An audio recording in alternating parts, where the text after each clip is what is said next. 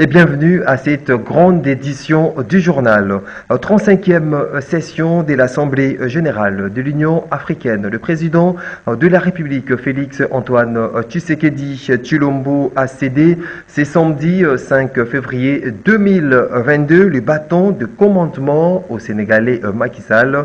Ce dernier l'a plébiscité champion de la masculinité positive. Suivez. La nouvelle mandature de l'Union africaine, désormais assumée par le Sénégalais Macky Sall, est placée sous les thèmes « Renforcer la résilience en nutrition sur le continent africain, accélérer le capital humain, le développement social et économique ». Macky Sall a reçu ce 5 février du président sortant de l'Union africaine, Félix Tshisekedi Tshilombo, le bâton des commandements à l'occasion de la 35e Assemblée générale de l'Union africaine. Félix Antoine Tshisekedi Tshilombo a remis à Macky Sall les attributs de sa présidence pour l'exercice 2022-2023, soulignant l'une des grandes réussites de sa mandature, en l'occurrence la création du Grand Prix panafricain de littérature en attribuant séance tenante les prix de la première lauréate et Madame Oswald lauréate d'origine camerounaise. Pour sa part, le nouveau président de l'Union africaine, Macky Sall, d'adresser de mots de remerciement à son prédécesseur pour l'œuvre accomplie et a demandé à la plénière de le plébisciter champion de la masculinité positive pour souligner son engagement sans faille en faveur de la lutte qu'il mène contre les violences faites aux femmes et aux filles sur les acclamations de toute l'Assemblée. Notez que le président de la République démocratique du Congo a terminé son mandat dédié à la culture et au patrimoine africain, ce qui ne l'a pas empêché durant celui-ci de se consacrer aux autres dossiers chauds du moment, liés notamment à la santé, Covid-19 oblige, aux conflits sur le continent, au climat, à la promotion du genre, de la jeunesse, à la culture proprement dite, ainsi qu'aux questions économiques et sécuritaires. Au chapitre de réaction, Norbert Yamba, l'analyste politique et cadre de l'UDPS, se félicite de la réussite totale du chef de l'État, Félix Antoine Tshisekedi Tshilombo, de son mandat de 12 mois à la tête de l'Union africaine. Il est interrogé par Dedi Mujinga.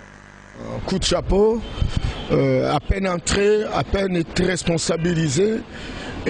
En peine trouver plusieurs problèmes à la fois. Vous avez été à la hauteur du travail qui vous a été donné parce que c'est pas si facile de faire entendre les Africains. Ils sont divisés chacun selon son obédience internationale, etc. Mais vous avez quand même réussi à construire une dynamique de paix, etc. Un coup de chapeau parce que vous êtes à la fin. Une année, ça ne suffit pas pour un continent problématique par excellence.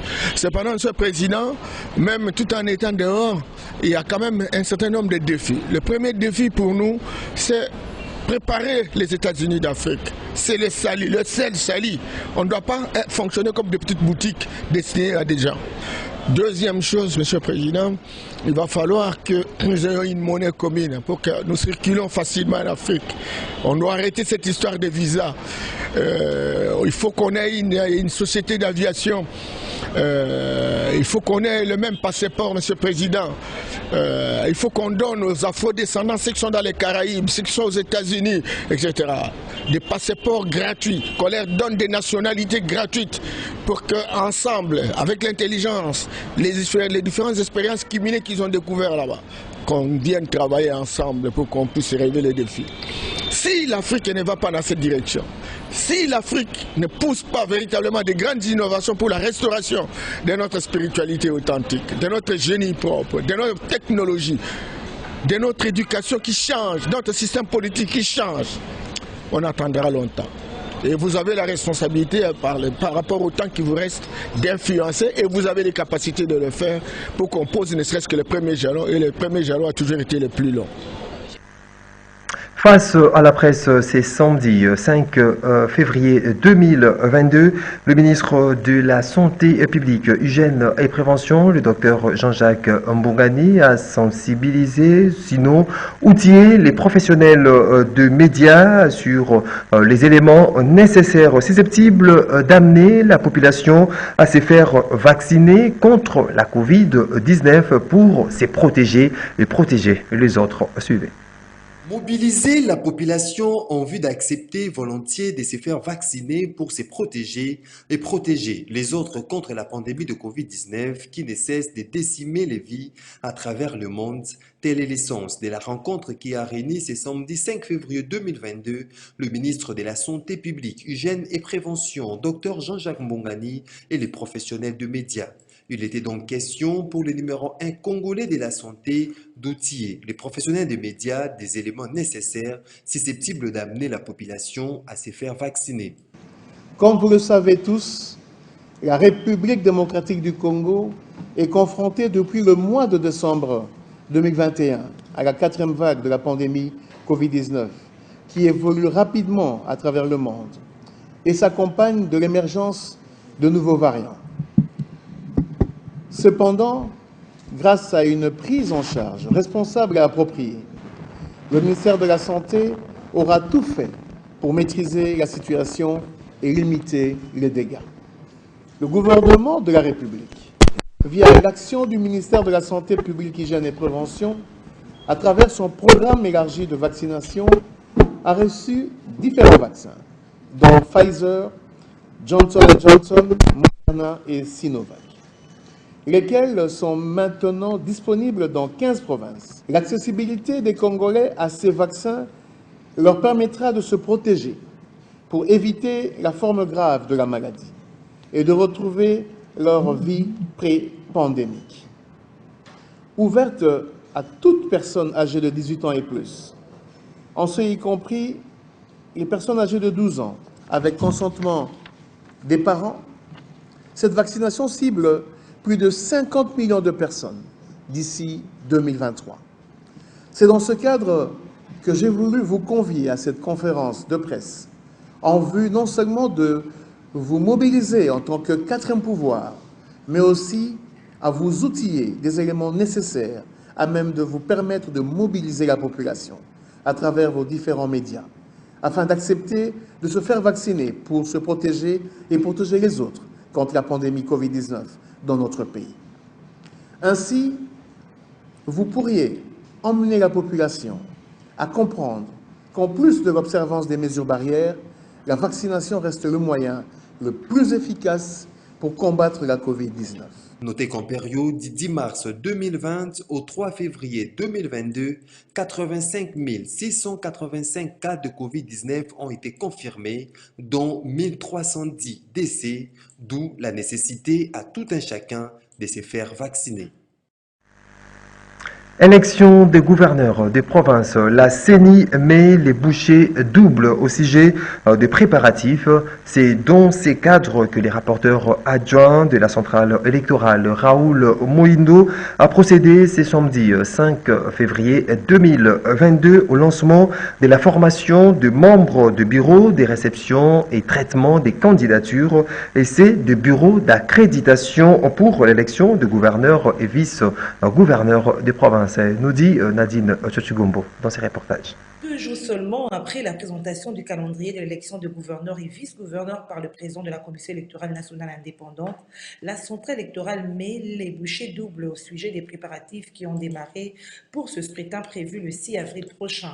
C'est dans ces cadres que le rapporteur adjoint de la centrale électorale, Paul Moindo, a procédé ce samedi 5 février 2022 au lancement de la formation des membres de bureaux de réception et traitement des candidatures et ceux de bureaux d'accréditation pour l'élection de gouverneurs et vice-gouverneur des provinces. Paul Moindo a dans son allocution rappelé aux participants les contextes dans lesquels des élections doivent être organisées. Il a encouragé ces hommes et femmes à bien capitaliser les matières qui leur seront données afin de permettre au bureau d'organiser un scrutin crédible. Le lancement de cette formation est intervenu en présence du secrétaire national exécutif de la CENI, Toto Mabikou. Ce dernier a de son côté interpellé les personnes qui seront formées sur les responsabilités qui sont énormes. Il les a invités à être assidus durant la formation.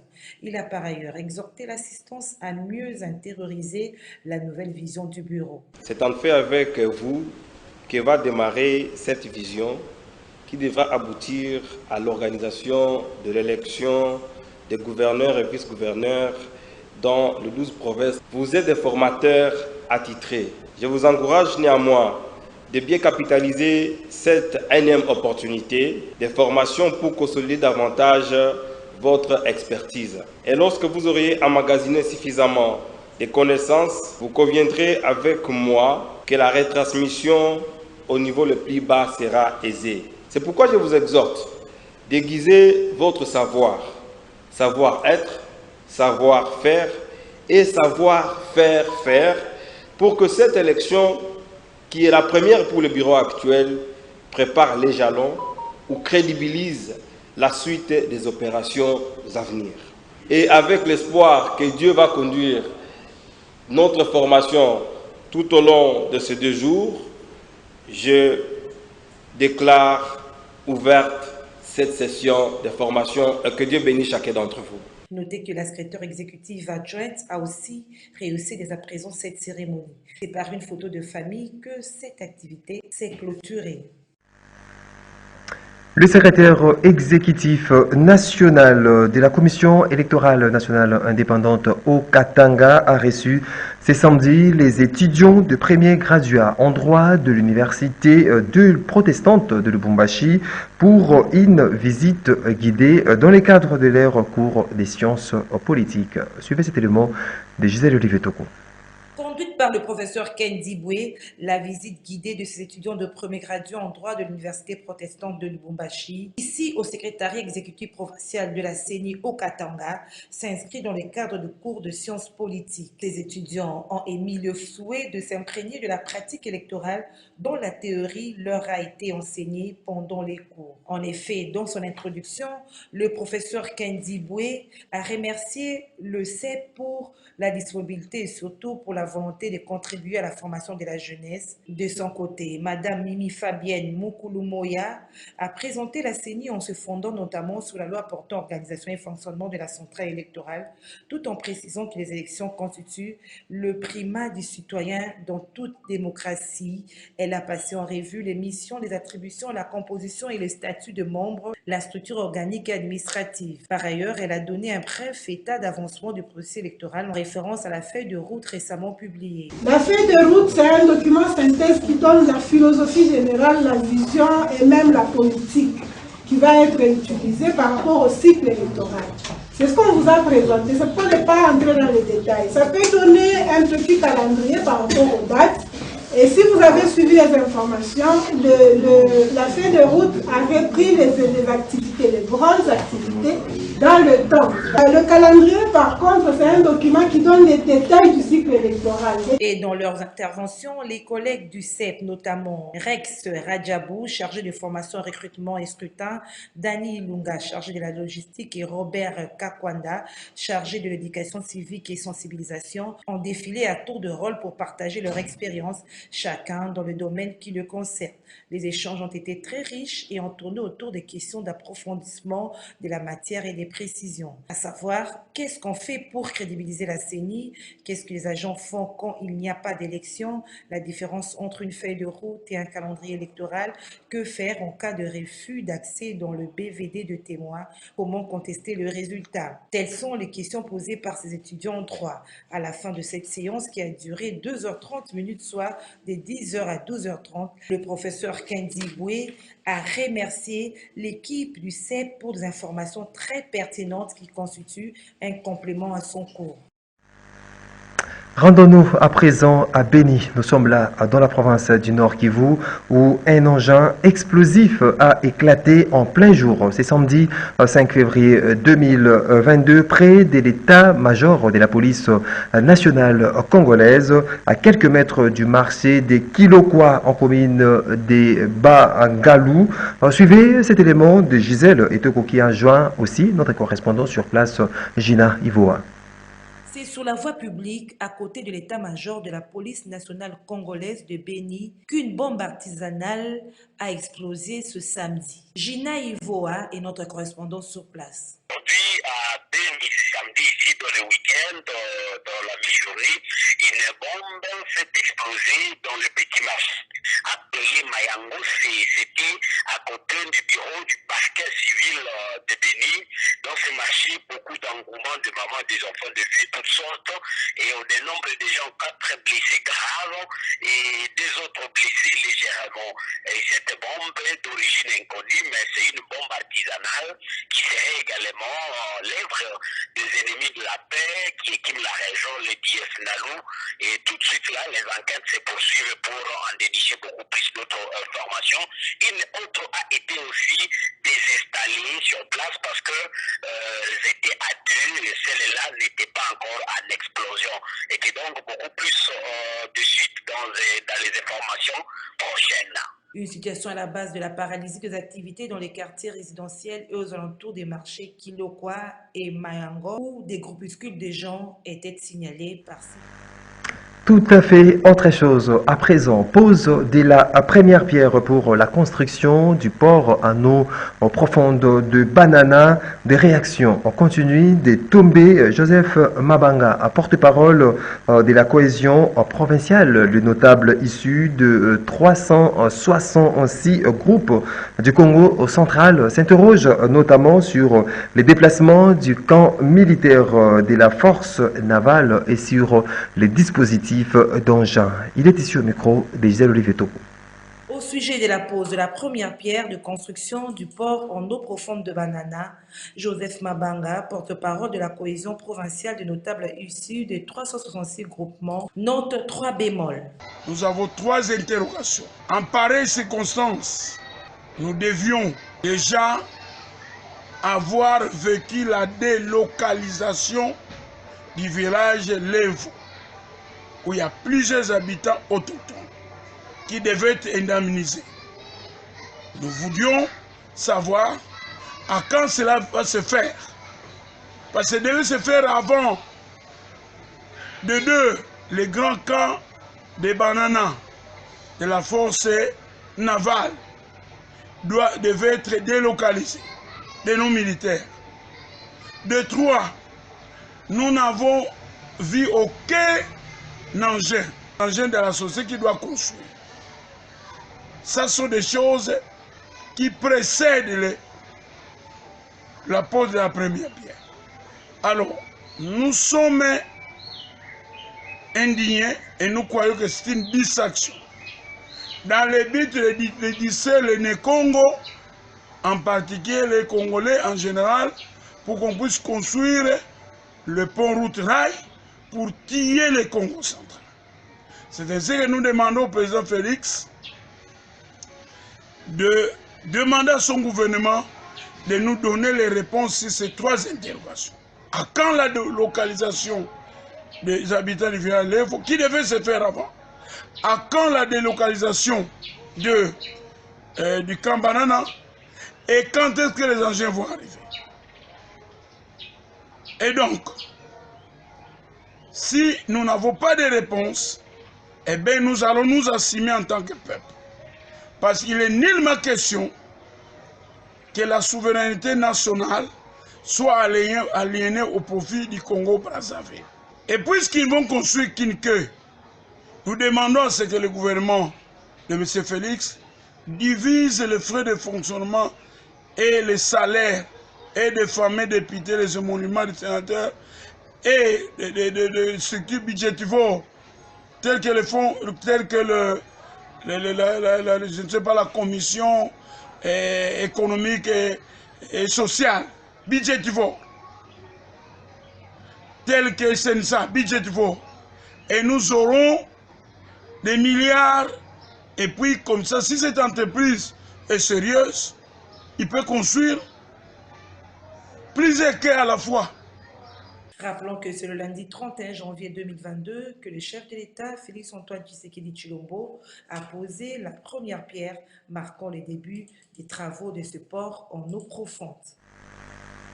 Et puis, dans le cadre du projet initié par le chef de l'État, Félix Antoine Tshisekedi Tshilombo, de planter 1 milliard d'arbres d'ici 2023, la vice-premier ministre, ministre en charge de l'environnement et développement durable, Eve Bazaïba Massoudi, a dépêché une équipe des experts de la direction reboisement et horticulture au plateau de Bateke pour matérialiser les 10 projets. Suivez ce reportage de Doudou Montieri Hamilton.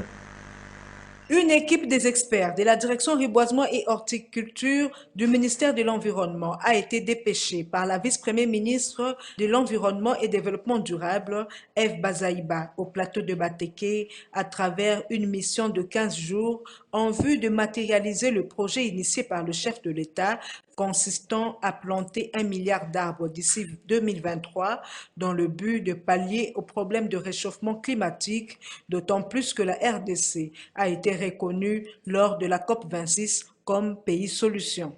Le chef de la délégation de ces experts explique le bien fondé de ce projet. Nous sommes là toujours dans le cadre de la continuité des activités du programme d'1 milliard d'arbres.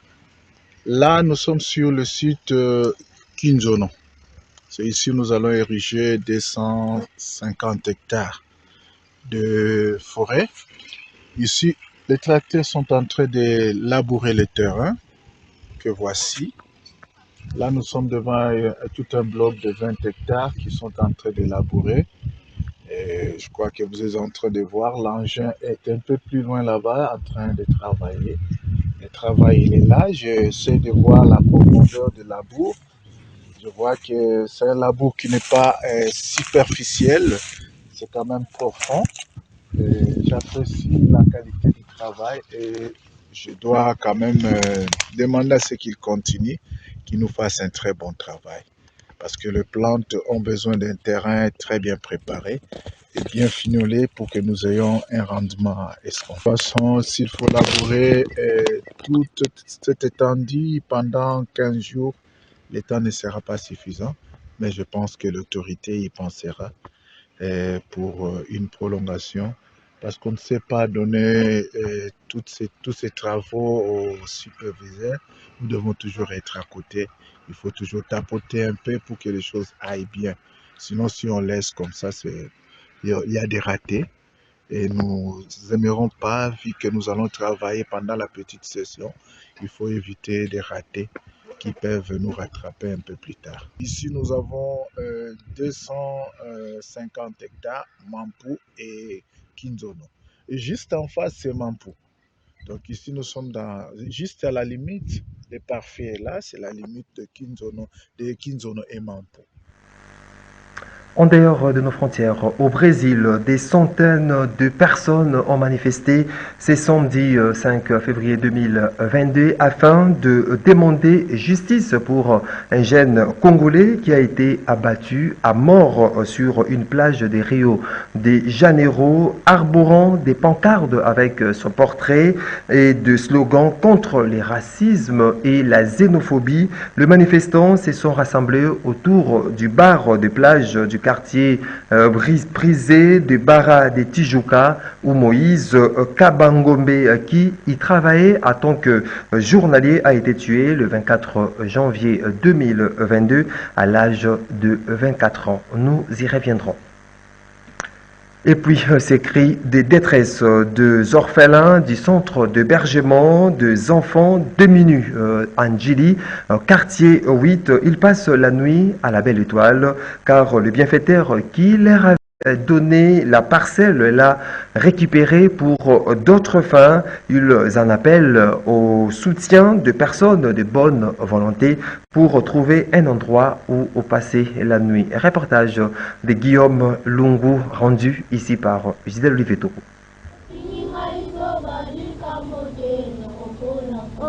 Aux personnes de bonne volonté de venir en aide, 21 enfants hébergés par un bienfaiteur depuis 2014 dans cette parcelle, aujourd'hui espace vide. Cette aide n'était pas de longue durée. Le propriétaire de la parcelle décide de récupérer sa résidence pour d'autres fins, d'où la démolition de la maison. Du coup, les orphelins du centre d'hébergement des enfants démunis passent la nuit à la Belle Étoile, au risque de retourner dans la rue. Le promoteur du centre lance un SOS. La maison que vous voyez, c'est là où les enfants habitaient. Mais maintenant, la maison n'est plus. La parcelle est devenue terrain, un terrain quoi. Alors les enfants souffrent. Vraiment, nous sommes vraiment souffrants. Les enfants passent la nuit à la Belle Étoile, même dans la parcelle, mais à la Belle Étoile. Ils n'ont pas de place pour dormir la nuit. Pour manger, c'est difficile. Nous n'avons pas de moyens parce que nous n'avons pas de financement. Nous cherchons les gens de bonne volonté qui pourront nous aider à avoir ne fût-ce que la garantie pour mettre ces enfants. Ces enfants sont sortis de la rue. Mais maintenant, comme il n'y a plus de maisons, qu'ils rentrent encore dans la rue, c'est vraiment difficile et ce n'est pas normal. Ces enfants étudient, tout le monde étudie, mais quoi faire? Nous sommes là, nous vous attendons. Notre numéro de téléphone c'est 049 087 087. C'est le numéro de la présidente du centre, donc la visionnaire. L'adresse, nous sommes en Njili, dans la commune d'Njili, sur l'avenue Dianga, numéro 38, en Njili. Ces orphelins, qui sont pourtant scolarisés par ce centre d'hébergement des enfants démunis, font parler leur cœur.